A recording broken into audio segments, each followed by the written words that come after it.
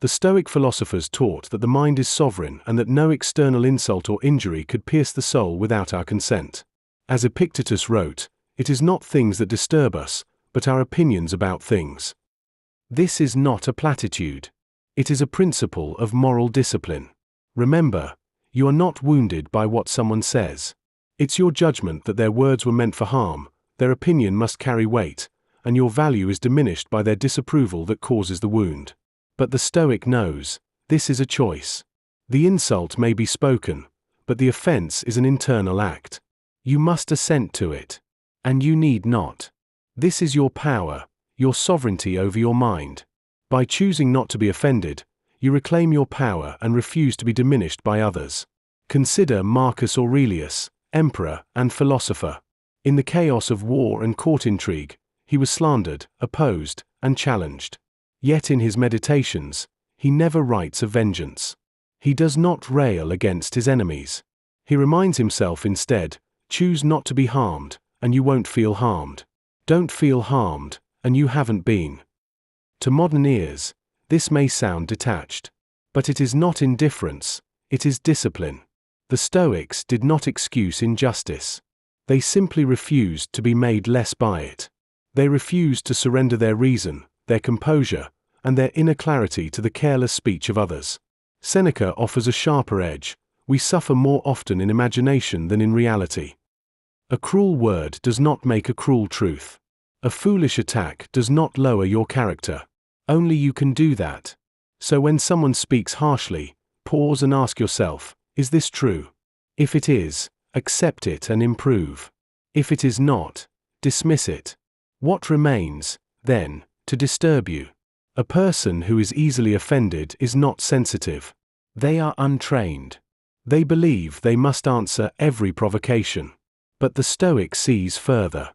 They do not become accomplices in their own agitation. They are free from the chains of reactivity, free to choose their response, free to maintain their inner peace. By not being easily offended, you free yourself from the need to react to every provocation, allowing you to maintain your inner peace and respond with clarity. Train yourself not to be reactive. Train yourself to respond with judgment, not impulse. Train yourself to remember what is yours and what is not.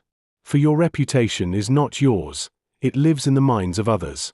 Your control begins and ends with your conduct, your thoughts, your values. This is your control, your power over your own mind and actions. Through Stoic training, you gain the discipline and control to respond with judgment, not impulse, and to focus on what is truly within your control. And there, the Stoic reigns. To be unmoved is not to be unfeeling. It is to feel rightly. To assign weight only to what merits it. To meet insult with dignity. To answer ignorance with silence. To respond to injury not with outrage, but with integrity. This integrity, this dignity, is what the Stoics called virtue. It is the cornerstone of their philosophy, the guiding principle that shapes their actions and responses. Virtue, in the Stoic sense, is not just about moral goodness, but also about living in accordance with nature and reason, and it is the ultimate goal of a Stoic's life. The offense is always yours to refuse, and the refusal is where your freedom begins. We carry a silent truth: our time is limited. But modern life conspires to make us forget. We scroll, delay, complain, as if we are owed an endless string of tomorrows. The Stoic does not live this way. Marcus Aurelius reminded himself daily, you could leave life right now. Let that determine what you do and say and think. This was not morbid. It was practical. It brought clarity. To remember death is not to despair, it is to choose. To strip away the unnecessary. To reject distraction.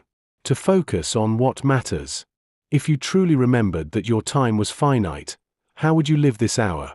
Would you waste it on envy, noise, resentment? Would you argue online? Would you reach for your phone before reaching for your loved one? We are not promised tomorrow. We are not even promised tonight. This is not meant to panic you. It is meant to prepare you.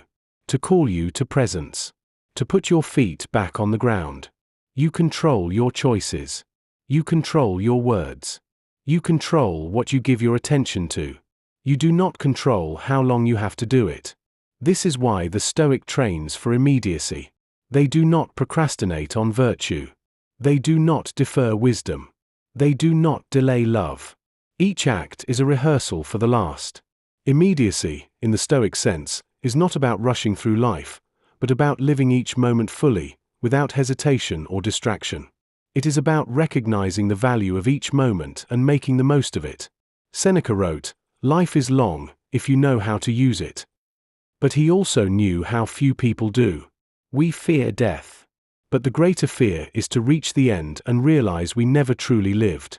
We were too distracted, too bitter, and too afraid to show up for the moments we were given. Let this not be you. Let today be the one you don't waste. Let this hour be the one you live with clarity. Let this moment be the one you carry with grace. You are alive now. That is no small thing. Let it mean something. Let it shape what you do next. And now let us draw these principles for the Stoic, principles formed in stillness, fortified by clarity, and tested by time. Principle 1. Offense is a choice, not a condition. Insults exist. Offense does not, unless you permit it. The Stoic trains their mind not to be hardened, but to be sovereign.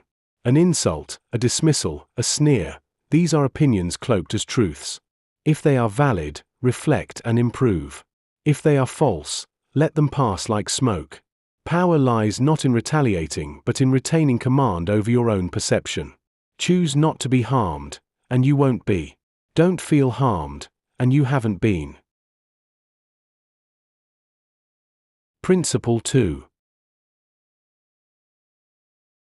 Dignity in response is strength in practice.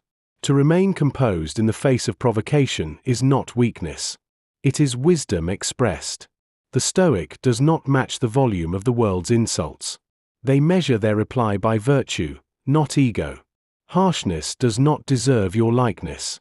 The one who responds with restraint governs the situation. It is the reactive person who is ruled by another's judgment. The disciplined soul listens, filters, and answers only if necessary, and only with integrity. Principle 3. Do not be an accomplice in your own agitation. Anger is rarely useful. Reaction is often misplaced. When another tries to offend you, and you take offense, you cooperate in your own disturbance. The Stoic steps back. They assess. They delay judgment. This is not passive, it is mastery. It is remembering that while words may be flung at you, it is your assent that turns them into injury. Refuse to be provoked, and you rob insult of its effect. Principle 4. Reputation is not your possession. Your character belongs to you. Your reputation lives in the minds of others. The former is within your control, the latter is not. To seek validation is to tether your worth to variables you do not own. The Stoic understands this distinction and acts accordingly. What matters is not being seen as good but being good. Do not let praise inflate you or criticism unravel you. Anchor yourself in conscience, not consensus. Principle 5. Mortality sharpens what matters. To the Stoic, the certainty of death is not a threat but a teacher. It clarifies. It strips away the petty. If this were your last day, would you waste it proving a point? Chasing outrage? Arguing for your pride? The reality of our impermanence should not produce panic, but precision. You are alive. This hour is yours. Let that awareness shape your attention and your actions. Principle 6. Time is a currency you do not print. We spend time as if it is infinite. The Stoic sees differently.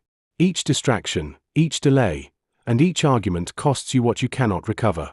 Seneca reminds us that most people die before they have truly lived.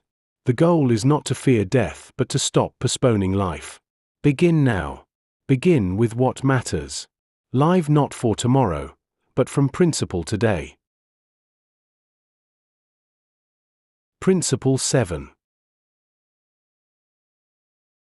The untrained are easily offended. It is not sensitivity that fuels offense, it is a lack of discipline. To be disturbed by every slight is not a sign of depth but fragility. The Stoics practice endurance, not indifference. They are not unfeeling but rightly feeling. They assign emotional weight only where it serves wisdom. Not every jab deserves your energy. Train your judgment, and fewer things will sting. Principle 8. Presence is the first act of mastery. The most radical Stoic act in the modern age is attention. In a world of noise, to focus is rebellion. You are not owed more time, only more presence. Remembering death is remembering life. You were given today. You were given this breath. Choose to meet it awake, alert, aware. Let each moment be shaped by what endures, not what distracts. Principle 9. Train today for what cannot be delayed. Virtue cannot be postponed. Nor can love. Nor honesty. Nor clarity. What you defer becomes what you abandon. The Stoic trains for now, not because they expect death soon, but because they honor life always. Begin. Return. Do it poorly if you must. But do not wait for perfect conditions. Time waits for no one. Principle 10.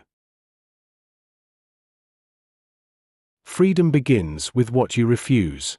You are free not because of what you own but because of what you decline. Decline offense. Decline distraction. Learn to decline the need to always be right. Each refusal, when made from reason, is a return to sovereignty. It is how the Stoic lives untouched by insult and undiminished by mortality. The refusal is not escape.